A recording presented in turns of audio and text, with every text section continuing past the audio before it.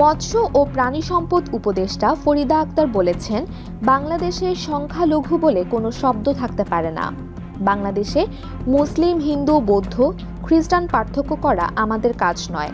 সবাই এদেশের নাগরিক। বৃহস্পতিবার 5 ডিসেম্বর রাজধানীর টিম মৈত্রী সম্মেলন কেন্দ্রে হিট বাংলাদেশের 50 বছর পূর্তি অনুষ্ঠানে প্রধান অতিথির বক্তব্যে তিনি এসব কথা বলেন। উপদেষ্টা বলেন, হিট বাংলাদেশ এমন সময় 50 বছর পূর্তি করছে যখন ছাত্র শ্রমিক জনতার আন্দোলনের ফলে নতুন বাংলাদেশের জন্ম হয়েছে।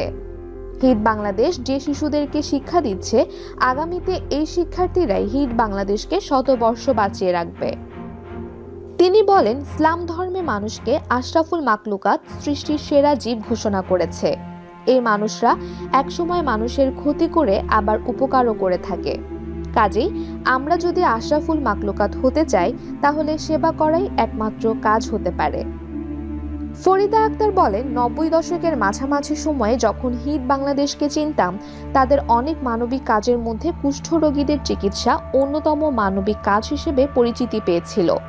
সে সময় অনেক মানুষই কুষ্ঠরোগীদের কাছে পর্যন্ত যায়নি, কিন্তু হিট বাংলাদেশ তাদের সেবা করেছে।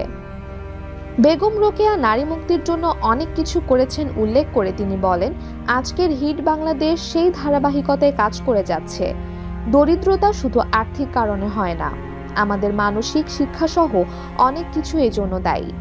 হিট বাংলাদেশ নারীদের যোগ্যতা বৃদ্ধি সহ বিভিন্ন ধরনের সুবিধার জন্য যেভাবে কাজ করে যাচ্ছে তা প্রশংসার যোগ্য।